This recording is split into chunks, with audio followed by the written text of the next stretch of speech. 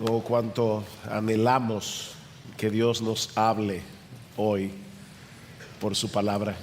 Yo les pido, por favor, que vayan conmigo a la carta de Pablo a los Romanos. Romanos capítulo 3. Vamos a leer los versículos 21 al 26. Pero ahora, aparte de la ley, la justicia de Dios ha sido manifestada, atestiguada por la ley y los profetas, es decir, la justicia de Dios por medio de la fe en Jesucristo para todos los que creen, porque no hay diferencia por cuanto todos pecaron y no alcanzaron la gloria de Dios, siendo justificados gratuitamente por su gracia, por medio de la redención que es en Cristo Jesús, a quien Dios exhibió públicamente como propiciación por su sangre a través de la fe, como demostración de su justicia, porque en su tolerancia Dios pasó por alto los pecados cometidos anteriormente, para demostrar en este tiempo su justicia, a fin de que Él sea justo y sea el que justifica al que tiene fe en Jesús. Seguramente muchos de ustedes han escuchado alguna vez esta frase: te tengo una mala noticia y una buena, ¿cuál quieres primero? Y usualmente nosotros preferimos la buena delante. De hecho, en muchos casos ese debe ser el orden necesariamente, porque la buena noticia depende de la mala. Y eso es precisamente lo que nosotros encontramos en la carta de Pablo a los Romanos, que comenzamos a estudiar hace ya varias semanas atrás. El tema de esta carta es el Evangelio y sus implicaciones. Pero el Evangelio es una buena noticia que no tiene ningún sentido a menos que conozcamos la mala noticia que la precede. Y eso es lo que Pablo hace a partir del versículo 18 del capítulo 1 hasta el capítulo 3, versículo 20, presentarnos un diagnóstico de la condición espiritual de la raza humana en la presencia de Dios. Y como hemos visto ya en todas estas semanas, el cuadro que Pablo nos presenta en este pasaje no es agradable en ningún sentido. Actuando como un fiscal general de la humanidad, Pablo demuestra que toda la raza humana ha sido declarada culpable en el tribunal de Dios. Hasta que llegamos al capítulo 3, en el versículo 9, y Pablo resume su caso diciendo entonces que, capítulo 3, versículo 9, ¿somos nosotros los judíos mejores que ellos, los gentiles? De ninguna manera, porque ya hemos denunciado que tanto judíos como gentiles están todos bajo pecado. Como está escrito, no hay justo ni aún uno, no hay quien entienda, no hay quien busque a Dios. Todos se han desviado, a una se hicieron inútiles, no hay quien haga lo bueno, no hay ni siquiera uno. Es evidente que Pablo está tratando de destruir hasta el más mínimo vestigio de autojusticia que pueda haber en nosotros antes de presentarnos el Evangelio. Porque de lo contrario no vamos a poder entender ni vamos a poder aceptar lo que el Evangelio nos ofrece de pura gracia. Permítame explicar este concepto usando una ilustración del mundo laboral. Cuando tú estás buscando trabajo, seguramente vas a incluir en tu currículum todo aquello que haga pensar a tu empleador que debería darte el empleo. Tú vas a detallar allí tus experiencias previas de trabajo, vas a incluir las habilidades que supuestamente tienes para el puesto. Yo estoy casi seguro que tú no vas a poner allí ninguna cosa que te descalifique. Yo robé en el trabajo anterior, pero no fue mucho. No, nadie pone eso en su currículum. Tú vas a presentar la mejor cara de ti mismo. Bueno, el problema que Pablo nos muestra en esta porción de Romanos que ya concluimos hace unas semanas atrás, es que nuestro verdadero currículum, no el que tú tienes en tu imaginación, sino tu verdadero currículum, el que Dios conoce hasta el más mínimo detalle, no es de ninguna ayuda para que Él te acepte en tu presencia. Todo lo contrario. Espiritualmente hablando, estamos en bancarrota, completamente descalificados para estar en la presencia de un Dios que es perfectamente santo y perfectamente justo. Noten lo que dice Pablo en los versículos 19 y 20 del capítulo 3. Ahora bien, sabemos que cuando dice la ley, lo dice a los que están bajo la ley. ¿Saben para qué? Para que toda boca se calle y todo el mundo sea hecho responsable ante Dios. El hombre argumenta: yo no soy tan malo, yo soy mejor que mi vecino. Hay asesinos que deberían ser condenados, pero no yo. Y Pablo dice, ahí está la ley para callar todo tipo de argumentos. No hay argumentos. Hasta que la boca no se cierra, no puede haber salvación.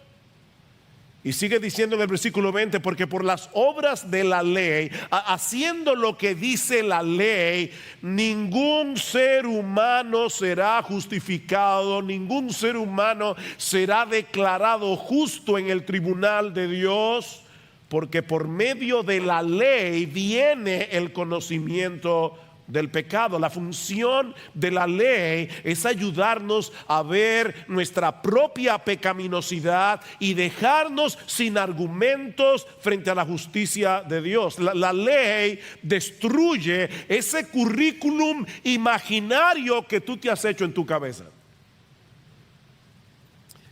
Pero entonces llegamos al versículo 21 del capítulo 3. Y el panorama cambia radicalmente. Es como estar metido en un túnel largo y oscuro y ver de repente la luz más brillante, más extraordinaria que alguna vez tú hayas podido ver. Versículo 21. Pero ahora, esos benditos pero de la Biblia, para que toda boca se calle, todos estamos bajo pecado, somos culpables, pero ahora, y ese pero lo cambia todo. Lo que Pablo va a decir en los versículos 21 al 26 es la noticia más extraordinaria, es la noticia más asombrosa que alguna vez haya sido proclamado por boca humana. Miren, mis hermanos, estábamos orando hace un momento y no era una oración cliché. No es que nosotros tenemos que orar antes de predicar. Es que nosotros de verdad queremos que Dios haga eso. Yo sé que tú conoces el Evangelio, yo sé que lo has oído un montón de veces. Yo quiero en el Señor que tú oigas el Evangelio como si nunca antes te hubieras enterado de tal cosa. Porque, mis hermanos, de verdad lo que Pablo va a decir a partir del versículo 21 es como para saltar de nuestra silla. Lutero, refiriéndose a este pasaje, Romanos 3, 21 al 26, él decía que este es el mismísimo corazón de la carta a los romanos y de toda la Biblia. ¿Tú oíste eso? El pasaje que vamos a estudiar en la mañana de hoy es el corazón, Lutero dice el mismísimo corazón de la carta de Pablo a los romanos. Y mis hermanos, amigos que están de visita en esta mañana en nuestra iglesia, este es el corazón de la Biblia. Así de importante es este pasaje, porque Pablo va a resolver en estos 6 versículos el gran dilema de la salvación. Y aquí está el dilema. ¿Cómo puede un Dios perfectamente justo aceptar en su presencia a pecadores injustos manteniendo intacta su justicia? Ese es el dilema. ¿Cuál es la responsabilidad de los jueces? Los verdaderos jueces. ¿Cuál es la responsabilidad? Condenar a los culpables y absolver a los inocentes. ¿No es así? Qué bendición ser. Bueno, nosotros vivimos, ¿verdad?, en un país donde eso no siempre es así. Qué bendición sería vivir en un país así, que solamente a los culpables los condenaran, y de verdad los condenaran, y a los inocentes los absolvieran. La pregunta es, ¿cómo es posible que el único juez que es absolutamente justo en todo el universo nos declare inocentes en su tribunal, si al mismo tiempo ya Pablo ha demostrado que todos somos culpables? ¿Cómo Dios hace eso? Bueno, aquí está la respuesta, y Pablo ahora obviamente la va a ampliar. No es que el mensaje se acabó, yo no he entrado en el texto todavía, pero esta es la respuesta. Déjame resumírtela antes de empezar. La única manera en que Dios podía salvarnos, aceptarnos en su presencia, es que Él mismo nos provea la justicia que su justicia demanda. Sí, es redundante, yo lo sé. Perdónenme aquí los gramáticos, pero voy a repetirlo otra vez. La única manera es que Él nos provea la justicia que su justicia demanda. Porque para estar en la presencia de Dios hay que ser tan justos como Él. Ese es el problema. Él es perfecto en santidad. Él es perfecto en justicia. ¿Y cómo Dios hace eso? Bueno, hay 5 cosas aquí en el pasaje, voy a verlas rápidamente. En primer lugar, Pablo nos dice en nuestro texto que Dios ha hecho un despliegue de su justicia en el Evangelio, la cual es ofrecida aparte de la ley. Dios ha hecho una manifestación, un despliegue de su justicia que es aparte de la ley. Vean el versículo 21 otra vez. Pero ahora, aparte de la ley, la justicia de Dios ha sido manifestada, atestiguada por la ley y por los profetas. En medio del panorama tan oscuro que Pablo nos acaba de presentar de la condición humana, y habiendo ya declarado, como vimos, que en el mundo no hay justo, una sola persona que sea justa, ahora Pablo nos dice que Dios ha decidido hacer un despliegue de su justicia al darnos esa justicia aparte de la ley. Aparte de la ley.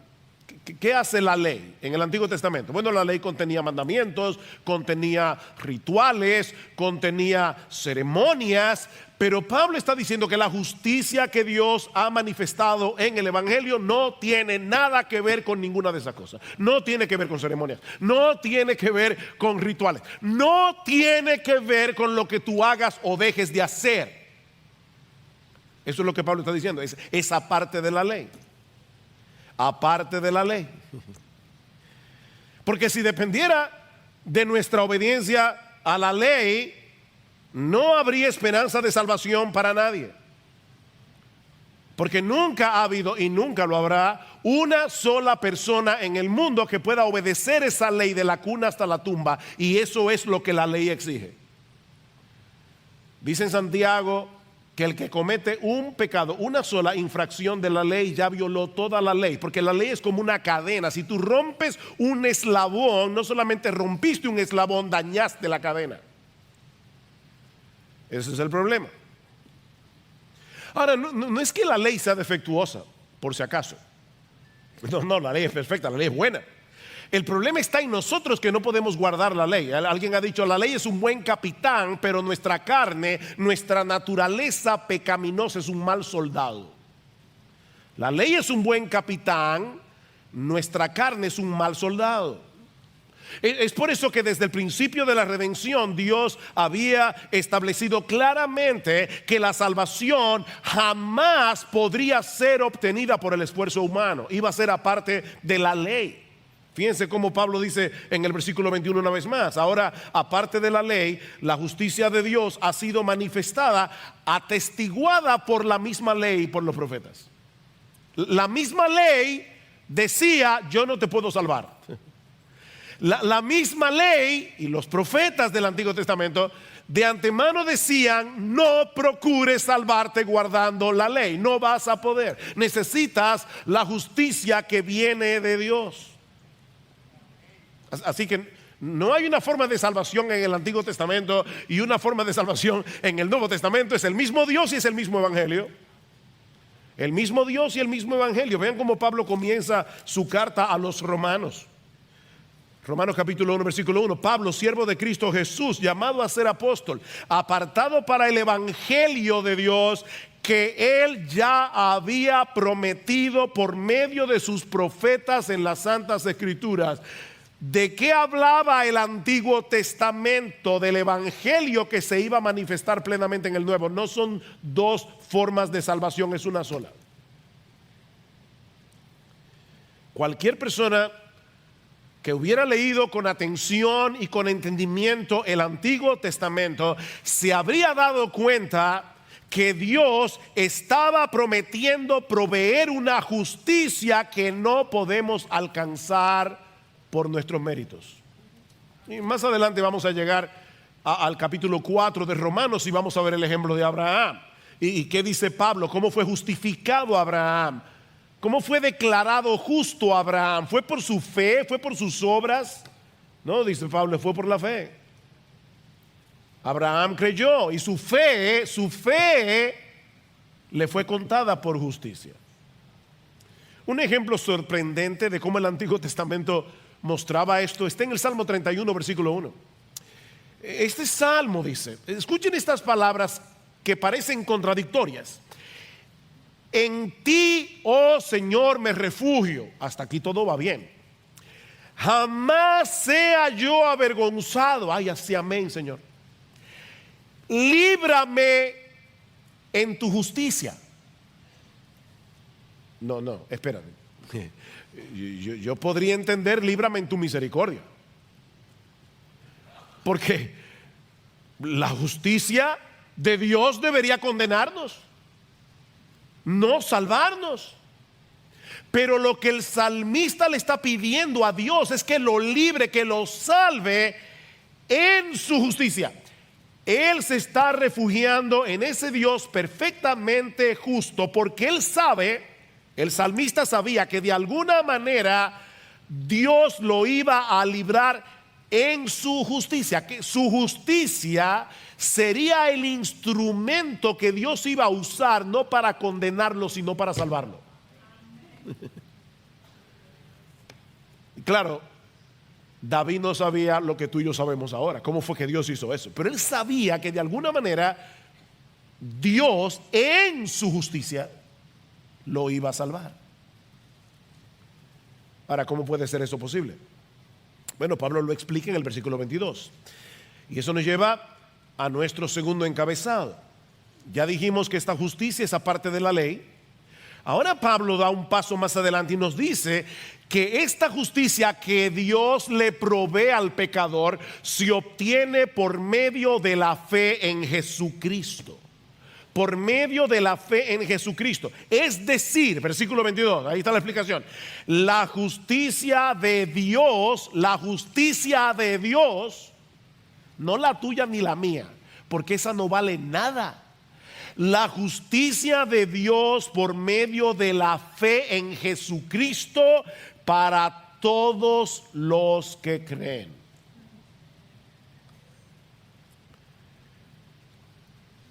Ya Pablo había dicho en el capítulo 1 de la carta que en el Evangelio se revela la justicia de Dios por fe y para fe. Y la idea es, de principio a fin es por fe. Pablo cita allí a Habacuc capítulo 2 versículo 4 en el Antiguo Testamento y dice: el justo por la fe vivirá. Así que de principio a fin la salvación es por la fe.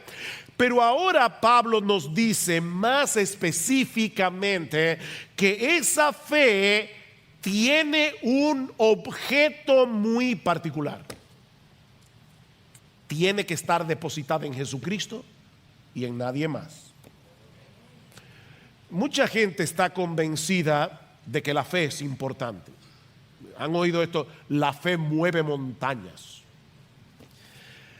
Bueno, yo lamento decirte que la fe no mueve nada. La fe en sí misma no tiene poder de hacer absolutamente nada. Dios mueve montañas. Él puede mover montañas, pero no la fe. No la fe. Mira, déjame ponértelo de otra manera. Al final de cuentas, lo importante no es cuánta fe tú tienes, es en quién tú la tienes depositada. Tú puedes estar completamente convencido y tener absoluta fe de que si te vas en tubo desde La Matica hasta Puerto Rico, tú vas a llegar.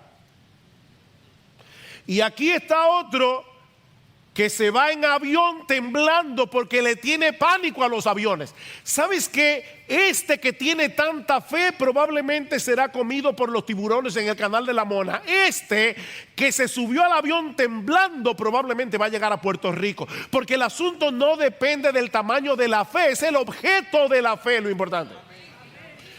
Si tú tienes toda tu fe depositada en un objeto equivocado, te vas a perder. Tú te puedes tomar un trespacito creyendo que es jugo de naranja y te va a matar igualito.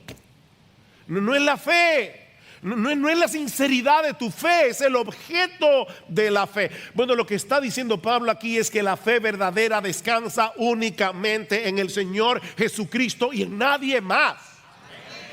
Nadie más. De hecho, alguna gente dice: yo tengo mucha fe en Dios. Bueno, esto te va a chocar todavía más. Óyeme bien. No importa que tú tengas fe en Dios si no tienes esa fe puesta en el Señor Jesucristo. No es fe en Dios, como decía aquel famoso poema de Siderata: procura estar en paz con Dios cualquiera que sea tu idea de Él. Entonces, yo tengo mucha fe en Dios. No es fe en Dios. Claro, Jesucristo es Dios encarnado, pero lo que Pablo está diciendo es que esa fe es muy particular. Es una fe en el Señor Jesucristo. Dios el Padre ha colocado a Jesús como el único medio de salvación. Así que nadie puede tener verdadera fe en Dios a menos que no tenga fe en Jesús. Por eso este mensaje se llama Solo en Jesús. Es solo en Jesús. La fe verdadera consiste en transferirle a Jesús toda la confianza que tú tienes puesta en otra cosa, en tu decencia, en tu moral, en tu religión, en tu iglesia, cualquier cosa. Es transferirle esa confianza únicamente a Jesús. Recuerda que Dios solo puede aceptar una justicia que sea igual a la suya para poder aceptarnos en su presencia, y esa justicia se encuentra únicamente en el Dios encarnado, nuestro Señor Jesucristo. Él es perfecto en justicia porque siempre obedeció toda la ley en toda su extensión. En otras palabras, nuestro precioso Señor, en cada microsegundo de su existencia, Él amó a Dios el Padre con todo su corazón, con toda su alma, con toda su mente, con todas sus fuerzas, y al prójimo como a sí mismo. Cada microsegundo de su existencia, ni tú ni yo podemos hacer eso.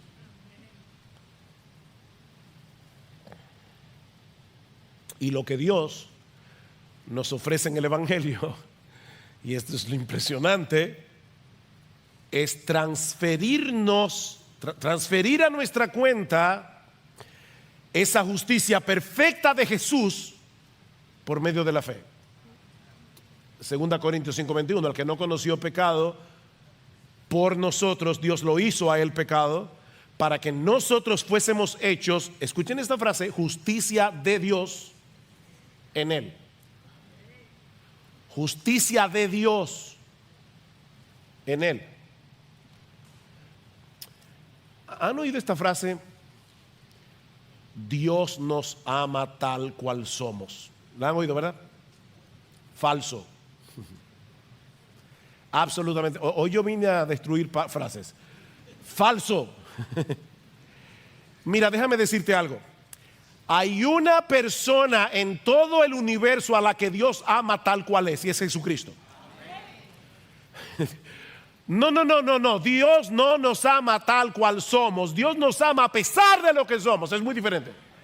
Dios nos ama a pesar de lo que somos, y por causa de su amor envió a su Hijo para que dejemos de ser lo que somos.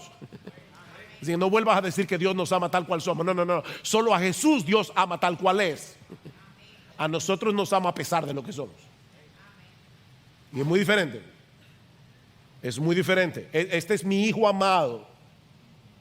¿Recuerdan? Este es mi Hijo amado en quien tengo mi complacencia. El único Hijo en el que Dios se complace es Jesucristo.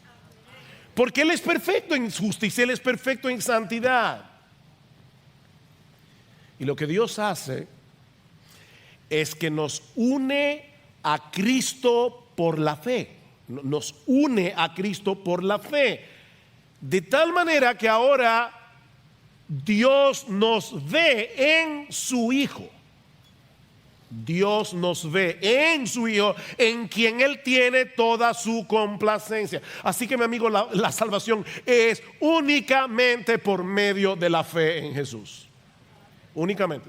No es la fe en general, no es la fe ni siquiera en Dios. Es la fe en Jesús. ¿Quién es Dios? Pero es la fe en Jesús. Ahora, luego Pablo añade una frase que de primera impresión parece redundante. Dice, para todos los que creen.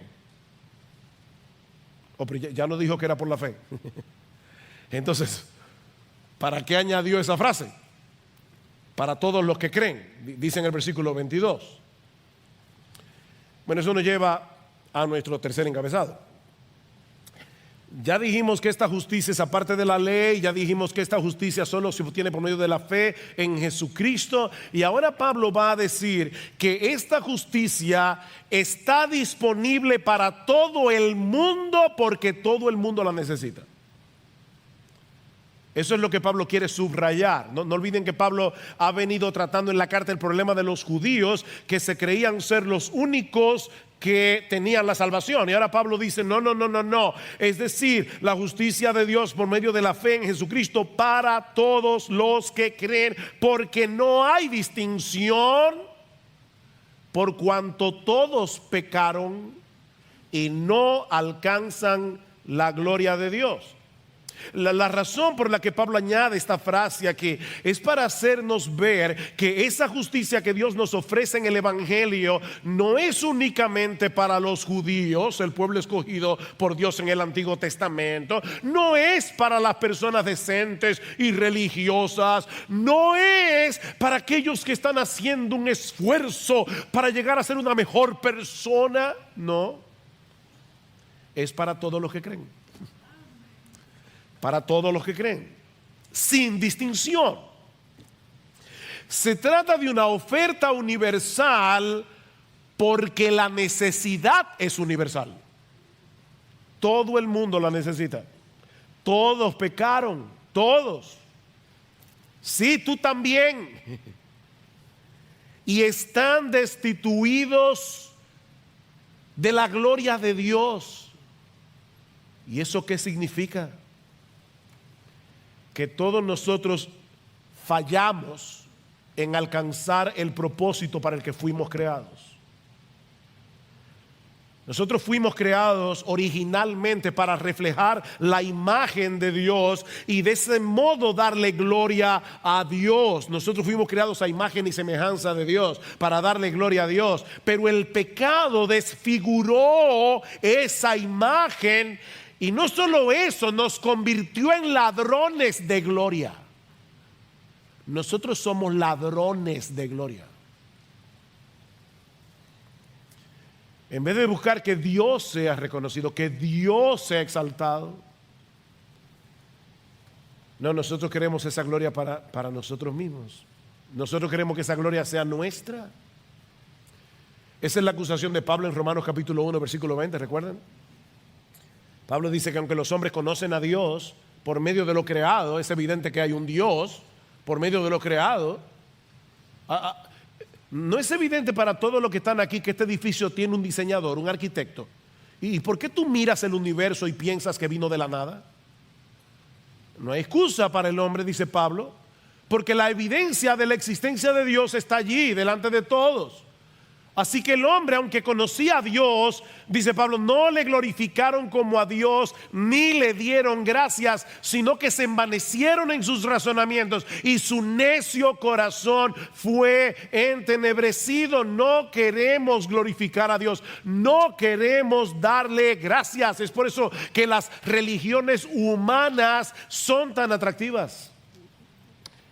Porque la religión te dice, si tú haces esto y vas a misa y lees la Biblia y haces no sé qué cosa, te vas a salvar. De alguna manera yo hice algo que hizo que Dios me diera la salvación. Hasta en eso queremos robarle a Dios la gloria.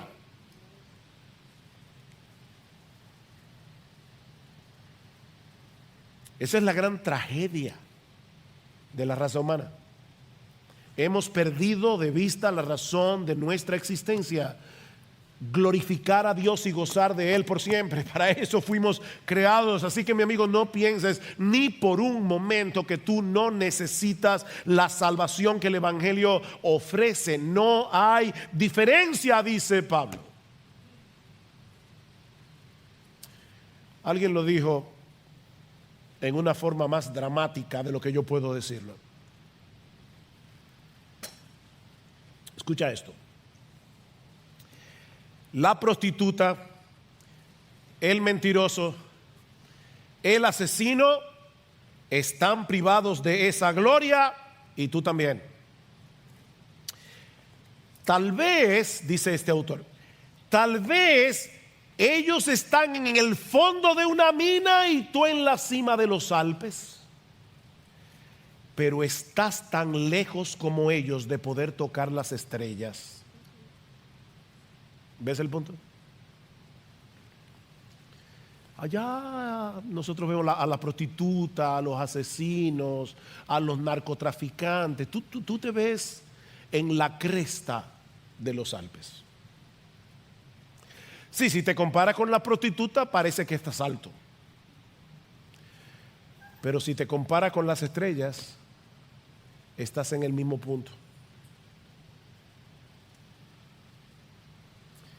Mi amigo, cuando la tabla de comparación es la gloria de Dios, tu currículum no solo deja de ser impresionante, sino que se vuelve en contra tuya. No hay un solo ser humano en el planeta que no necesite de esa justicia que Dios provee en el Evangelio. Pero por eso mismo Dios la ha puesto a disposición de todos. De todos. Ricos, pobres, blancos, negros, educados, analfabetos, decentes, indecentes, moralistas, inmorales. Es para todos los que creen, porque no hay distinción.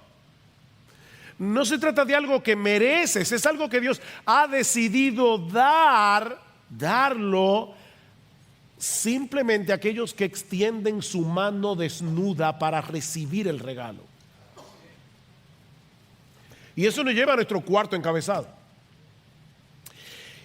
Y es que esta justicia, dice Pablo, emana únicamente de la buena disposición de Dios.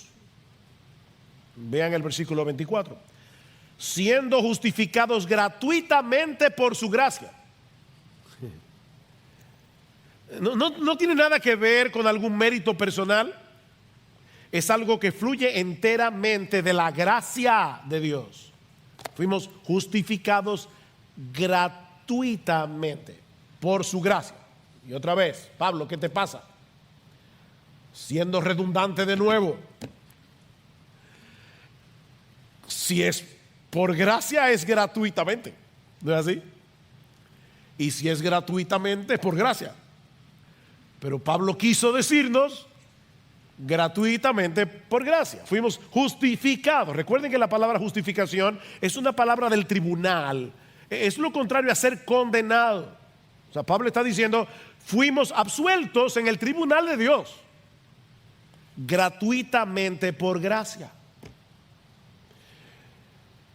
Ok, estas dos frases, dos palabras gratuitamente, por gracia, apuntan hacia dos direcciones diferentes.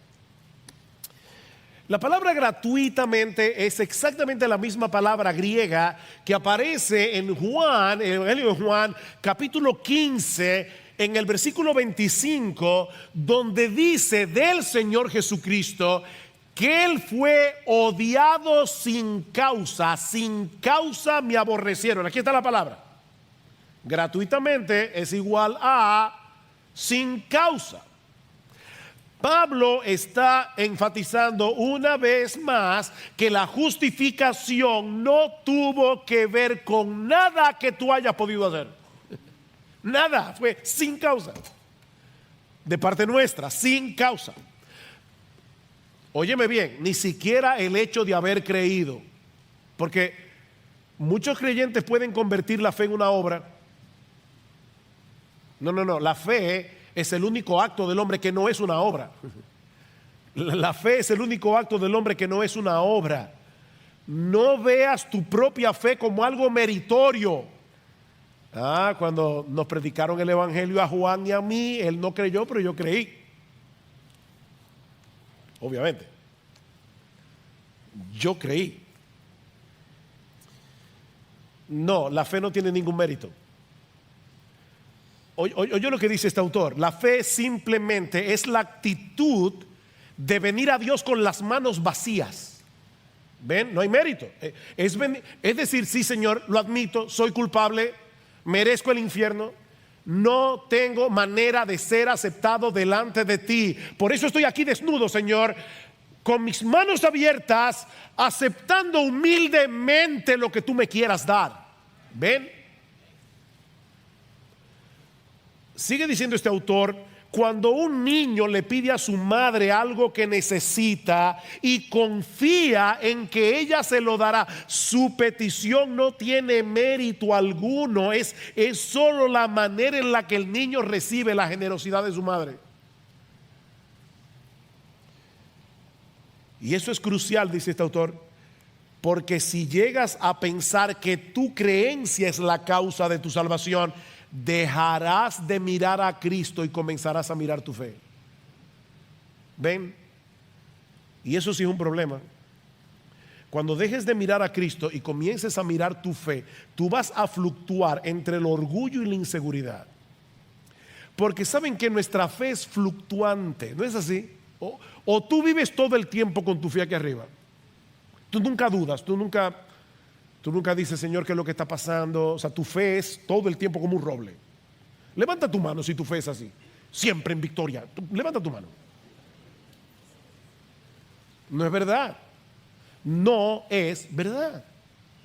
Así que si tú dejas de mirar a Jesús y te enfocas introspectivamente en tu fe, tú vas a tener problemas. Porque cuando tú tengas una fe bien fuerte, te vas a sentir orgulloso y vas a ver a ese hermano pobre en la iglesia que te dice, yo necesito consejo, estoy afligido, estoy abatido, y tú no tienes la fe que yo tengo, y te vas a sentir orgulloso. Pero en los momentos en que tú estés casi en el borde del infierno, te vas a sentir inseguro.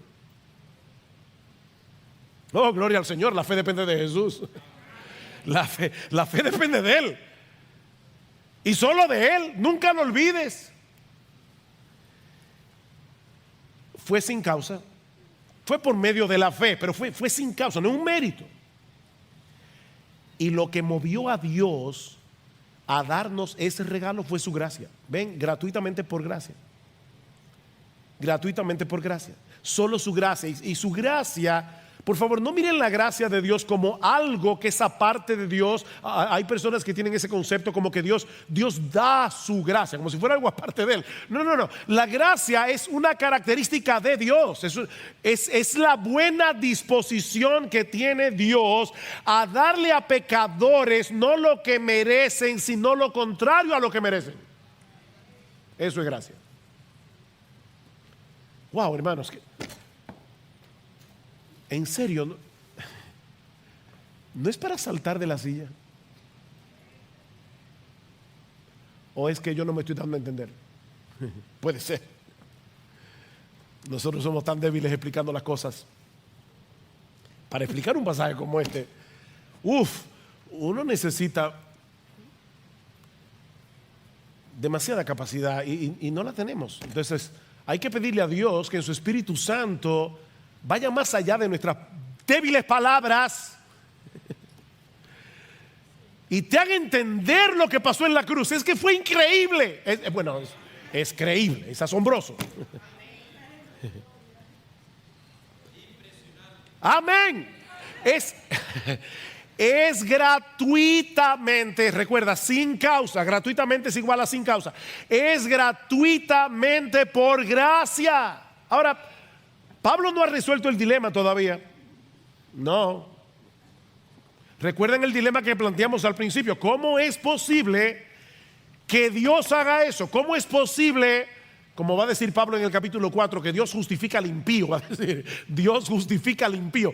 ¿Cómo es posible que el juez absolutamente justo del universo declare inocente a pecadores culpables y después los adopte como hijos? El dilema no ha sido resuelto. Y eso me lleva a mi último encabezado.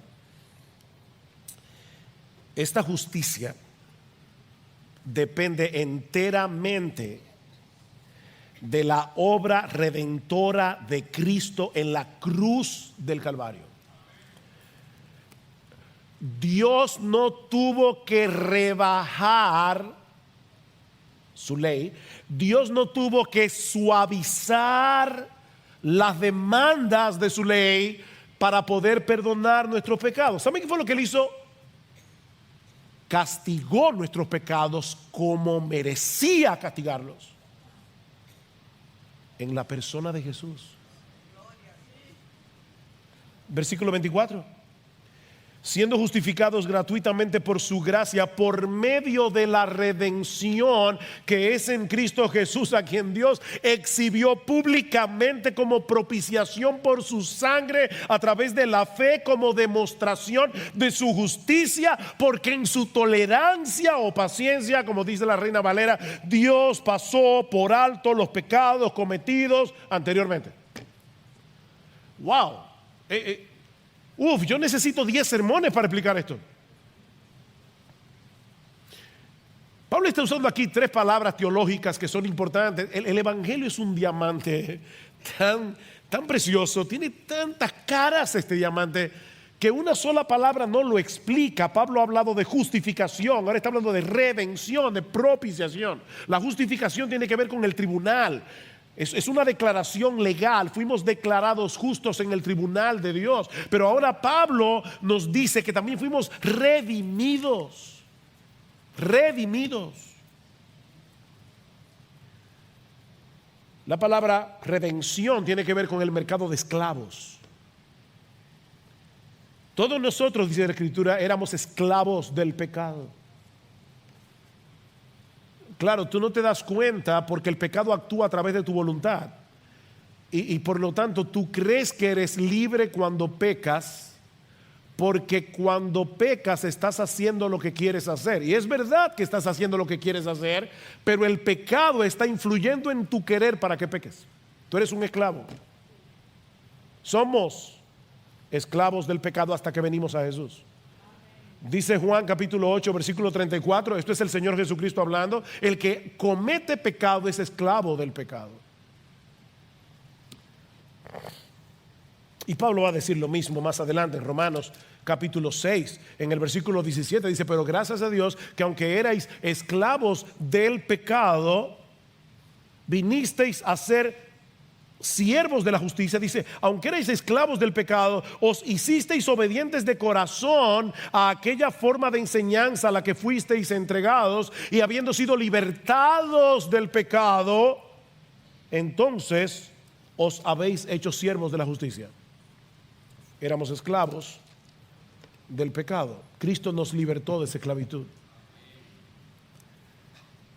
Él pagó nuestra deuda con la justicia de Dios y al mismo tiempo rompió la cadena que nos ataba al pecado. Él nos compró. Él fue al mercado de esclavos y nos compró, nos libertó al precio de su sangre, para que ahora tú y yo que somos cristianos seamos exclusivamente suyos.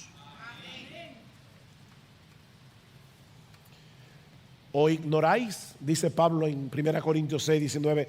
¿O ignoráis que vuestro cuerpo es templo del Espíritu Santo, el cual está en vosotros, el cual tenéis de Dios, y que no sois vuestros? No sois vuestros, porque habéis sido comprados por precio. Glorificad pues a Dios en vuestro cuerpo y en vuestro espíritu, los cuales son de Dios. Él te compró a precio de su sangre.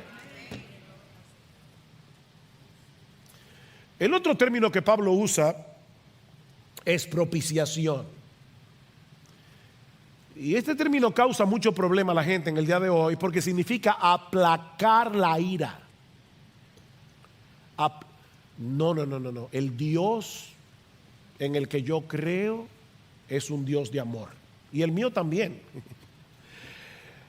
Pero al mismo tiempo es un Dios de justicia y por lo tanto es un Dios de ira. ¿Tú crees que sería amoroso que los jueces dominicanos sacaran libres a todos los narcotraficantes? Qué amoroso, ¿verdad? No, eso no sería justo. Eso no sería justo. El crimen debe ser castigado. De hecho, lo hemos dicho un montón de veces. El que no ama tampoco tiene, el que no tiene ira, tampoco tiene amor. Es imposible tener amor sin ira. ¿Cómo tú me puedes decir a mí que tú amas a los niños y al mismo tiempo te es indiferente ver que hay personas que abusan de ellos? Eso debería indignarte. Es imposible tener amor sin ira. Amor sin ira es indiferencia. Eso no es amor. Y Dios, no es que Dios es un ser malhumorado, rabioso, de mal genio, que hay que andar de puntilla. No vaya a ser que un día le dé una rabia y decida borrarnos del mapa. No es de esa rabia ciega que estamos hablando aquí. La ira de Dios es el aborrecimiento justo e infinito que Él experimenta hacia el pecado y que lo mueve a castigar al pecador. Dios no puede dejar el pecado sin castigo, porque eso no sería justo. Y un Dios que no es justo ya no es Dios. Pero es aquí precisamente donde el Evangelio se torna de verdad impresionante. La Santísima Trinidad, Dios el Padre, Dios el Hijo, Dios el Espíritu Santo, en común acuerdo, decidieron que Dios el Hijo, Dios, no olviden esa palabra, Dios el Hijo, tomara nuestro lugar en la cruz del Calvario para recibir sobre Él toda la ira de Dios que tú y yo merecíamos por nuestros pecados. Por eso alguien decía, la cruz es el lugar donde el juez entra en juicio. El juez se sienta en el banquillo de los acusados. Por el puro afecto de su voluntad, Dios decidió amar a los objetos de su ira y remover su ira de ellos, volcándola en su Hijo. Eso es lo que leíamos en Isaías 53. Todos nosotros nos descarriamos como ovejas, cada cual se apartó por su camino, mas Jehová cargó en él el pecado de todos nosotros. Él herido fue por nuestras rebeliones, molido por nuestros pecados. El castigo de nuestra paz fue sobre él y por su llaga fuimos nosotros curados. Oh, wow. El castigo de nuestra paz. ¿Qué frase? El castigo que tú y yo merecíamos, pero que ahora fue removido para que tengamos paz con Dios, cayó sobre él. Por su conocimiento justificará mi siervo justo a muchos y llevará las iniquidades de ellos. ¿Ven el punto? Wow, Isaías escribió eso 700 años antes del nacimiento de Jesús.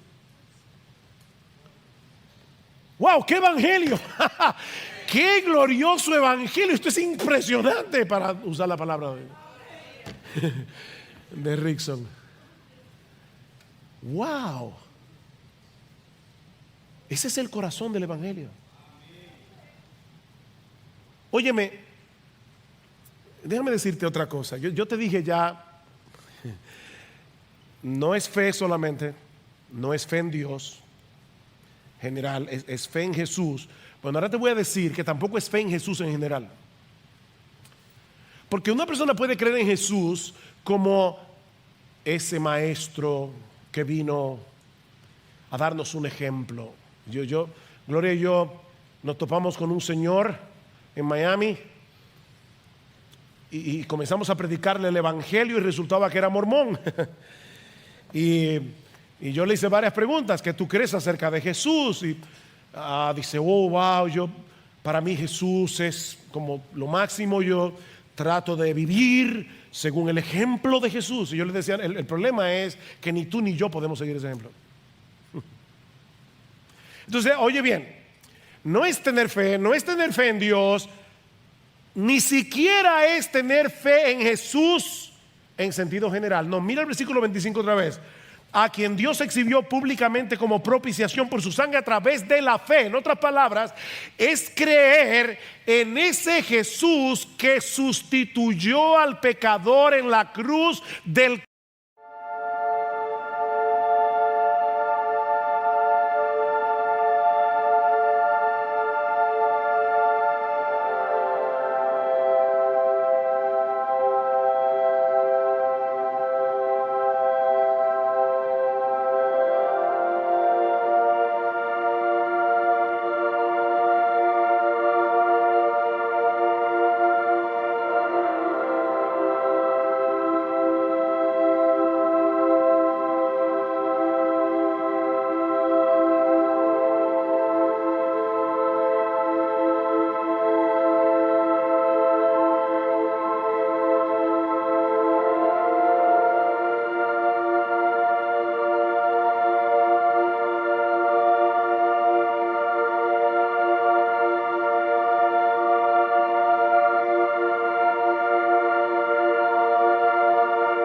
Calvario. Esa es la fe.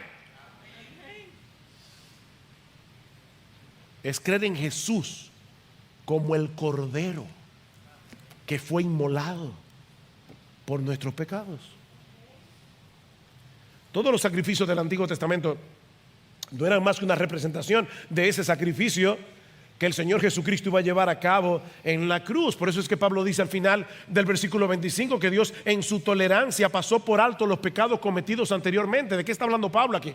Pablo lo que está diciendo es que la salvación de Abraham, de Moisés, de David, de José, de Daniel, de todos los creyentes del Antiguo Testamento fue porque Dios en su paciencia esperó el sacrificio de su Hijo para borrar sus pecados.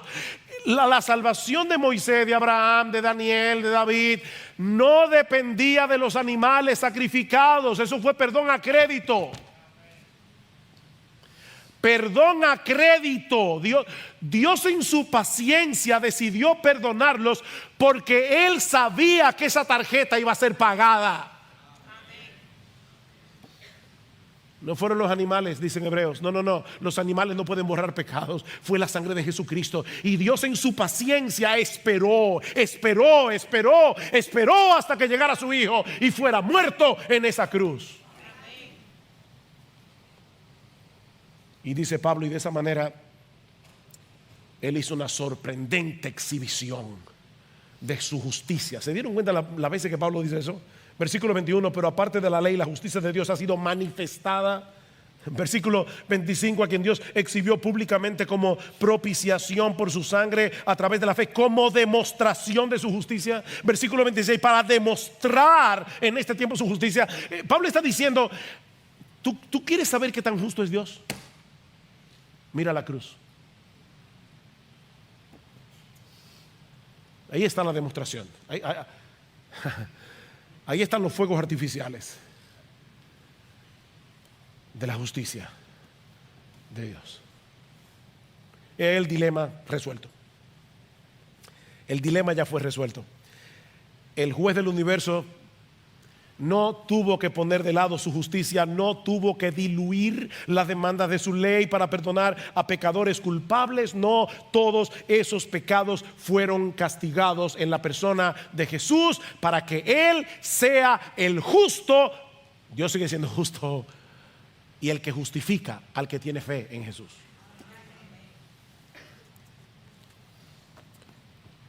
Esa es la buena noticia del Evangelio. Que de tal manera amó Dios al mundo que ha dado a su Hijo unigénito para que todo aquel que en Él cree no se pierda, mas tenga vida eterna. Ahora, mis hermanos, y ya estoy concluyendo, recuerden que la carta a los Romanos no es un tratado evangelístico escrito para evangelizar a los inconversos de Roma. Esta carta fue enviada a una iglesia, a un grupo de cristianos. ¿Saben por qué? Porque la única manera en que tú y yo podemos crecer en gracia y dar frutos para la gloria de Dios es entendiendo cada vez mejor este evangelio. A donde Pablo va a llegar es a Romanos 12. Os ruego, hermanos, por las misericordias de Dios. ¿Cuáles misericordias? ¿Tú quieres más que esas? ¿Qué misericordia? Os ruego por las misericordias de Dios. Ahí que va a llegar Pablo.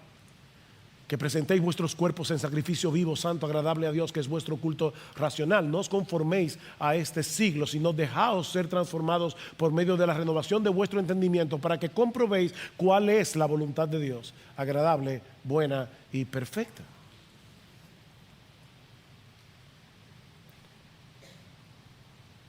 Si la salvación es un regalo de Dios, aparte de cualquier obra humana, mi hermano, tú y yo no tenemos nada de qué gloriarnos. Si hay algo que debería distinguir a un cristiano es su humildad. No tenemos nada de qué gloriarnos. Dicho, ahí va a llegar Pablo, versículo 28, porque concluimos, dice, versículo 27, ¿dónde está pues la jactancia? Queda excluida. ¿Por cuál fe? ¿Por cuál ley? ¿Por la de las obras? No, sino por la ley de la fe. ¿Dónde está la jactancia? Miembro de IBCJ, ¿tú crees que tú eres mejor que los que están afuera porque tú estás aquí adentro? ¿Dónde está la jactancia? ¿O no? No tenemos nada de qué jactarnos, pero sí tenemos todas las razones del mundo para vivir en gratitud y para vivir en adoración a aquel que murió por nosotros en esa cruz, aquel que nos salvó gratuitamente por gracia. La salvación es del Señor, de principio a fin, y por lo tanto solo Él merece toda la gloria. No solo por el hecho de haber sido salvados, no. Él merece toda la gloria por cada paso que damos hacia adelante en el camino de la santidad. Él merece toda la gloria por cada fruto que nosotros damos para la expansión de su reino. Bueno, ya Marcos predicó de eso la semana pasada. Sol y Deo gloria. Sol y Deo gloria. Mas por Él estáis vosotros en Cristo Jesús, el cual nos ha sido hecho por Dios sabiduría, justificación y redención, para que, como está escrito, el que se gloría, que se gloríe en el Señor. Oh, mi amado hermano, no deberíamos nosotros vivir con el corazón encendido, con fuego del altar, en admiración por Jesucristo. O si tu corazón está frío en esta mañana, pídele a Dios que te lo encienda. Oh Señor, usa este evangelio, Señor, para que yo solo viva para ti. Pero si tú estás aquí sin Cristo en esta mañana, yo te ruego, no abandones este lugar sin arreglar tus cuentas con Dios. No lo hagas aferrándote por la fe a ese bendito Salvador que murió por nuestros pecados. Porque si la salvación es un regalo de Dios, aparte de cualquier obra humana, entonces tú puedes ser salvado ahora. En este mismo instante. No tienes que tratar de mejorar tu currículum. No lo hagas. No trates de mejorar tu currículum a ver si Dios te acepta finalmente en su presencia. Oh no, ven a Cristo, mi amigo, y ven ahora ven a Cristo. Pídele que tenga misericordia de ti. Pídele que transforme tu corazón de piedra en un corazón de carne. Pídele que te abra los ojos para que veas tu pecado, pero para que lo veas a Él como un bendito, glorioso, exaltado Salvador. Oh, la razón, mi amigo, por la que Él tuvo que venir a salvarnos es porque nadie puede salvarse a sí mismo. Solo Cristo salva, y Él salva por medio de la fe. Recuerda, tú necesitas justificación, redención, santificación, y no puedes hacer ninguna de esas cosas. Propiciación.